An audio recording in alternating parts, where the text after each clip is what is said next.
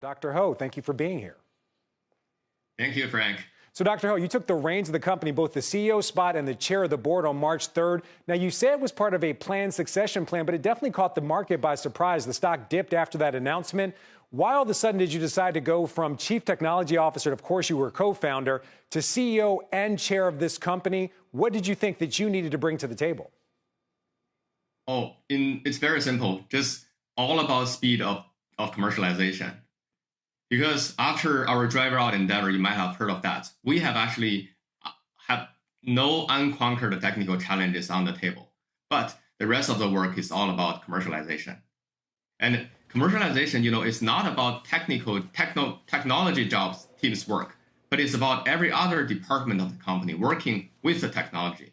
So thinking about that, my role actually has been flipped from working inside technology to orchestrating every other department to work with the technology team.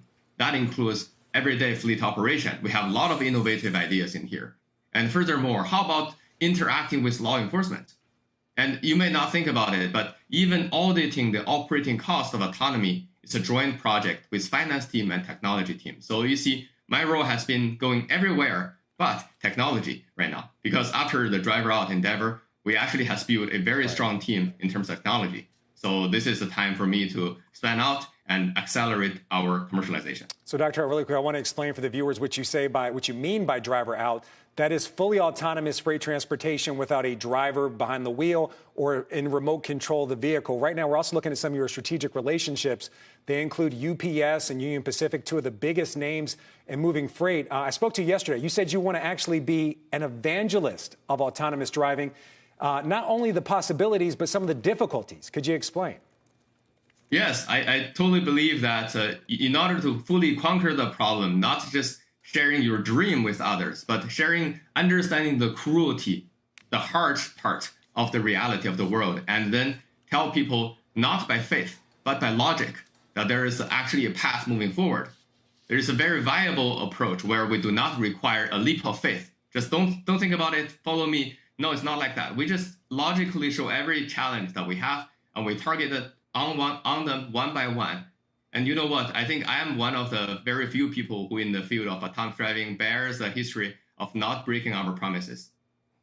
So we are very confident that there is a viable path forward, does not require any leap of faith, but we're going to be there. Let's talk about that path forward. We actually sent a camera to Tucson, Arizona today. We actually got a live demonstration of some of your autonomous driving.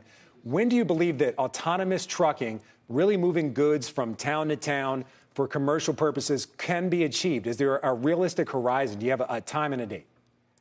Yes. As we said, we have mentioned this date in the past. 2023 is our target date, not a promise, but our internal target to really start commercialization. I believe that autonomous driving has 3 steps. 1, safety. We have proven that through our driver out endeavor, no human in the truck or remote controlling the vehicle. Number 2 is about commercialization or efficiency, such that we do not want 25 PhDs to tender one truck to complete one run. Instead, we want the run to be economically making sense. And third is about scaling up. So I think in the next 2 years, we're going to focus on the second part, which is making sure that our unit economics cost per mile is really making sense. That is competitive to a real human driver. And by doing that, we say this is the point for commercialization. Shepard Smith here. Thanks for watching CNBC on YouTube.